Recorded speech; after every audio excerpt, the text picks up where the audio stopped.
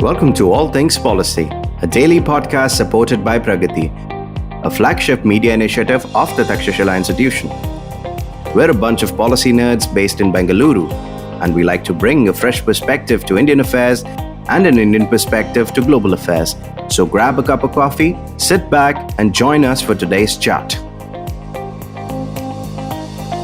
Hello and welcome to All Things Policy. In late February this year, Russian President Vladimir Putin announced that Russia will stop its participation in the New START treaty, the last remaining bilateral agreement between the United States and Russia. The news of the announcement generated a good deal of alarm and misinformation. To dismiss some of this alarm and misinformation, Aditya, Ramanathan, and I will discuss the nuances of the situation and provide our assessment of the US-Russia arms control relationship. Hi, Aditya. Hi, Pranav. Well, let's talk about how Russia came to suspend the New START treaty, which was negotiated in 2010. How did we get here? Let's rewind to 2019 perhaps, or 2020, and let's talk about what's happening since then. Sure, Pranav. Yeah, it's not been a great last few years for arms control, especially nuclear arms control. 2019, you saw the American withdrawal from the Intermediate Range Nuclear Forces Treaty, as well as the withdrawal from participation in the Open Skies Treaty. And in 2020, once the pandemic started, mutual inspection between Russia and the United States for the New START treaty got suspended. It basically didn't take place. And in the beginning, this wasn't necessarily something you worried about too much. A New START was one of those treaties that were held up as an example, as the one treaty that would buck the trend. But what's happened really since then is that you not just had a lack of these inspections. In 2022, the Russians actually stopped giving permission or approving on-site inspections by the two sides. And in February, the Russians, as you said, Pranav, actually suspended their participation in the treaty. It's been obviously the big shadow that hangs over the treaty right now is the Ukraine war. So, following the pandemic, we've had this war in Ukraine. And you've actually had instances where, for example, Ukrainian forces, primarily Ukrainian long-range UAVs, have attacked Russian bomber bases. Now, this is something that has been explicitly cited by the Russians, including by Vladimir Putin, as an example of essentially the United States threatening Russia's own nuclear sites, its own nuclear facilities. And the argument goes, well, you are literally attacking us through your Ukrainian proxies, and then you want to come and do on-site inspections. This is laughable. That's sort of the Russian rationale. And that's kind of where we are. So then the bilateral consultative commission meetings have also been suspended by the two sides. And we're at an impasse here. We don't know where the New START treaty goes from here, which is kind of disappointing because, like I said, it was that one treaty that was supposed to work well.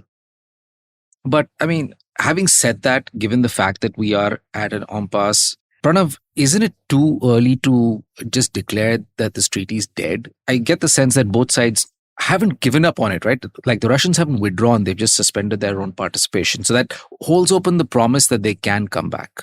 Yes, quite a lot of reports on news sites have said Russia has withdrawn from the treaty or New START is dead. But the Russians have used a very specific phrase which has some legal implications. And as I said earlier in the introduction, the Russians have merely suspended their participation in the New START treaty. And what it means is that they're not withdrawing, they're not invoking the withdrawal clause, which is a 6-month notification that you give. And after 6 months, you withdraw, which means that you are not bound by any of the commitments whatsoever. A suspension merely means that you may or may not stick to the limits of the treaty, but you will basically not include all the other clauses. For example, allowing inspectors to come into your country, exchanging information. And you create this whole set of ambiguity about what you're doing because you're providing no information whatsoever, even though you're within the treaty itself. And this was done so because the Vladimir Putin and the Russian State Duma, which actually passed the bill to stop participation. In both these cases, members of the State Duma and Vladimir Putin have said that this is reversed, the suspension is reversible. And in the context, Putin gave quite a very, very long speech. And in the speech, Putin kept saying that this is a war that has been causing. It's NATO that has been participating without shame. They've been supplying billions of dollars of equipment, essentially calling for Russia's complete destruction. And Putin said, once you reverse these actions, we could perhaps work a nuclear deal out once again. So it is really linked to the Ukraine war. There is no ambiguity about it. But the whole clause of suspension, there is no suspension clause within the New START treaty itself. You cannot suspend your participation. You can either withdraw completely or you can stay within the treaty and allow every clause to be implemented the way it is. However, members of the State Duma particularly cited the 1972 Vienna Convention on the Law of Treaties. The Vienna Convention on the Law of Treaties governs how laws are implemented or international treaties are implemented. And one of the clauses, Article 62, says that treaties can be suspended under extreme circumstances where there are fundamental changes of circumstances. And this is what the Russian State Duma has invoked, that the war that is where NATO is supporting Ukraine indirectly and calling for Russia's annihilation is an extraordinary change in circumstances because of which the Russians cannot participate. But the same clause also, the same treaty, the Vienna Treaty, also has another clause, 1972, where it says that even though parties suspend the treaty, so long as they have not withdrawn from the treaty, they are bound by the clauses. So it says that even if you withdraw from the treaty, you still have to implement the treaty. Even though you provide no information, you still have to implement the treaty. So the New START treaty could, in essence, be in an ICU, perhaps. It is awaiting a surgery. This is what the Russians may call it. That's dismal. So what you're saying is that even after the Russian suspension of participation, they may still have to abide by it? Yes, that's what if you go by the clauses they have invoked, or the treaty they have invoked, the Vienna Convention, the same treaty also says, well, you have to abide by it even if you suspend your participation.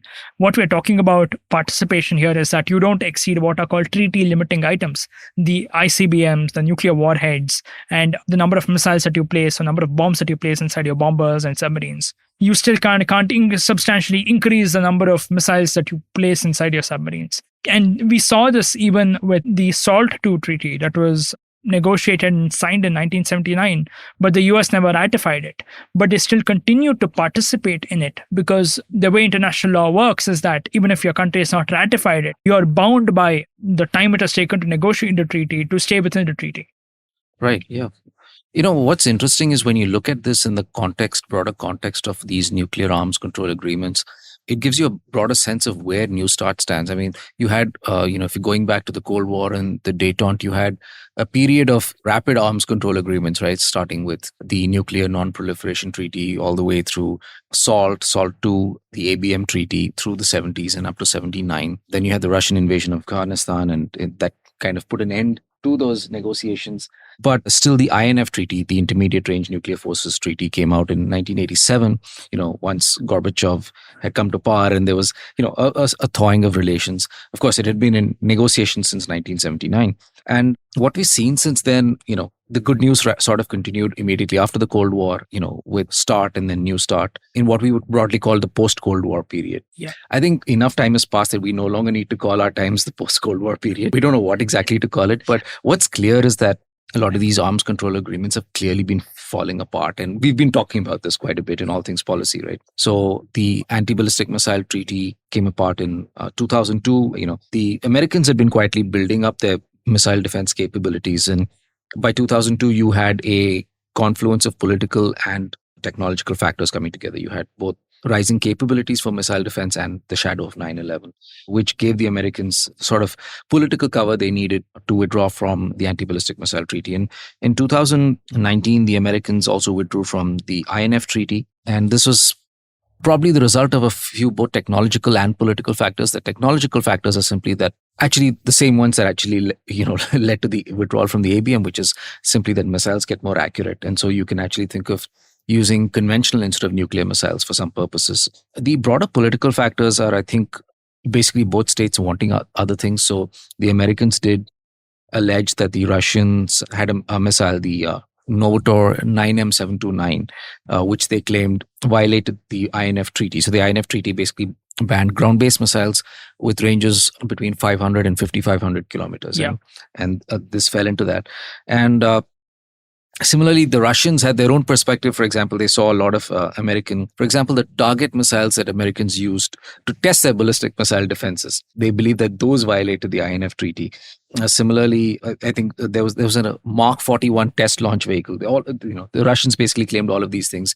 Yeah, and the Russian went far as to claim that even the interceptor missiles for the missile defenses could be converted to ballistic missiles and used as INF range missiles. Yeah, which it sounds a bit far-fetched, but is probably technically doable. So there are all these mutual allegations going between the two countries. I think the other fundamental factor is simply we talked about accuracy, rising accuracy. The Americans started seriously considering having conventional missiles in that 500 to 5,500 kilometer range for deployment in Asia as a sort of basically to deter primarily China's own theater missiles, whole zoo of theater missiles that it has, as well as potentially North Korea. So it's also strategic circumstances changing. And I think those conspired to bring an end to that treaty. I think you can make a reasonable case that New START was different. By the way, another treaty that did kind of fall apart was Open Skies. Again, it's not that significant, and it's only the Americans and Russians that have withdrawn from it. Yeah. But yeah, I think is indicative of the lack of trust and general atmosphere, which is not conducive to nuclear arms control. But with the suspension of New START, no side was actually violating any outright violation. Exactly. With the ABM treaty, we saw going as far as with the Reagan administration, they were really pushing it to its limits. There was one clause about broad interpretation about testing and development of ABM range missile defenses. And the Americans were almost going to take all their design and development out of the lab with their so-called broad interpretation. So there was a clear reason. They really, really wanted to violate the treaty. And perhaps even the Russians wanted to violate the INF treaty because they were really, really being ambiguous about these missiles without providing additional information. But in New START, nobody wanted to violate it, right? Yeah, exactly. I mean, going back to ABM, if you think that the Russians are violating INF with the 9M729 missile, the Americans were definitely violating the ABM with their so-called broad interpretation, right? But yeah, I mean, that's the curious thing about New START is that both sides at least seem to want it and at least seem to be cooperating. And this cooperation survived the 2014 Russia-Ukraine war. And I think it was not unreasonable to imagine that it might just survive this one as well. But the fact, I think, that this war has imposed such a large cost on Russia, and the fact that important Russian bases have been attacked from Ukraine, obviously with American help, I think has basically put a great deal of strain on this treaty. The other thing is, if you're Russian, you really want to use all the levers you have right now because you're not in a great position. So you want to use all the levers you have to put pressure on the Americans to end the war in some way that both sides can live with. Yeah, and arms control relationships are extremely uneasy because you're really trying to, stay in the same house as your enemy. And it's an extremely, and now we are testing the limits of that uneasy relationship. And unfortunately, or I don't want to say unfortunately because it might not be unfortunate, but it really shows that these things can't really be sustained if your relationship with your adversary is extremely bad. So to speak about bad things, Aditya, let's talk about some bad scenarios that we can imagine since suspended the New START treaty. And before I say that, the Americans actually gave a clarification, a fact sheet which said the Russians are non-compliant, which is very different from them saying they are violating. By non-compliance, they mean that Russians are not abiding by their commitments to exchange information, allow on-site inspections. They're not accusing them of material violation, that is outright increasing the number of missiles. So the Americans don't recognize the suspension because the suspension has no legal basis within the treaty itself. Stay tuned to All Things Policy. We'll be right back after a short commercial break.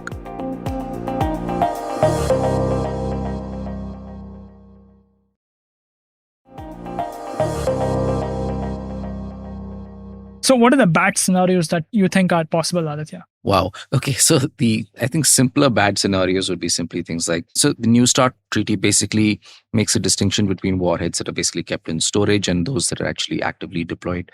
And I think one thing that both countries could do, but perhaps especially Russia, is pull those nukes out of the basement and deploy them again. I think that would definitely work as a signal to the other side that, at least to pressure them into maybe trying to come to some sort of new deal. One other is that you could, New START puts limitations on the number of warheads on missiles. So, for example, the US can increase the number of warheads on a Minuteman III missile from 1 to 3. And that could essentially, now since there's no verification mechanism here, it would probably require an announcement from the Americans, but that would clearly be a major violation of the treaty. As of now, I'm not sure that the Americans will violate it themselves. I think the only time that they will violate it is as a reaction to something that the Russians do. I think we're more likely to see something from the Russian side. And I think putting 3 warheads on a Minuteman missile by itself is not a violation, because there's no limits on the number of warheads you can put on a missile. But they should not exceed the overall ceiling of 1,550. Yeah. And the treaties are designed in such a way that it gives both sides flexibility on how to place their nuclear weapons on which platform. So the Americans chose to keep their Minuteman missiles with 1 warhead, even though it's technically capable of holding 3. So if they increase to 3 warheads, they would increase the warhead ceiling by many-fold, clearly violating the treaty. Yeah, but let's say, here's the thing. Let's say it's interesting, right? So let's say they increase the number of warheads to 3 on the Minutemans, but they reduce something else, maybe something from the bomber force, and they provide all the necessary notifications to the Russians. It would be kind of funny. That's not a violation. That's not a violation. Exactly. But anyway, yeah. So I think those are some of the simpler scenarios of violations. But, if nothing comes into place, if there's no deal, if the war continues, you could think of even worse things. I mean, you could think of, the development of new nuclear forces, new types of missiles, new types of warheads. Things can get pretty bad. And, those things in themselves can create the incentive to come up with some sort of new arms control agreement in the future. Of course, all of that is still far off. It's clear that the Russians are, have not closed the door behind them, and they might want to come back. And so I think there's always that possibility. And I'm sure there are smart diplomats on both sides trying to figure out how that will happen. Yeah. In fact, smart diplomats are also the one who created this fascinating legal loophole, which is given into this very mysterious. It's not very often that our country suspends a treaty. It's only Russia that's been suspending treaties. They did that with a treaty called the Conventional Forces in Europe Treaty, of which we have done a podcast in 2020. In early 2020, we did a podcast about how conventional arms control actually came up and it died as soon as it was born. So it's an interesting legal scenario that's been created. And in my final thoughts, I think the most difficult position for the Russians and the Americans will be to have a follow-on agreement. In 2021, President Joe Biden, Vladimir Putin extended to 2026, the treaty to 2026, which everyone said, wow, that's a fantastic thing. We've extended the treaty. And they also made a joint statement saying nuclear war cannot be won and must never be fought, which really is, in our opinion, does not really hold any substance. The biggest thing would be negotiating a follow-on treaty, because these legal treaties take such a long time to negotiate. New START was a very unique case because it was negotiated in a hurry within 1 year. But most arms control treaties at least take 4 years or 3 to 4 years to negotiate. So coming up with a follow-on treaty after New START actually ends in 2026 is very difficult. There's no real time to come up with a follow-on treaty. On that cheerful note, yeah, I don't think there's a lot of great news around strategic arms control, unfortunately, but it is an interesting space, and there is enough work to be done to make sure, that the bottom doesn't fall off, and that we can still figure out ways to come up with new kinds of structures for arms control in the future. So I guess, Pranav, we're going to keep doing many more of these episodes in the future. Yeah. Thank you, Aditya. And thank you very much for joining us on All Things Policy.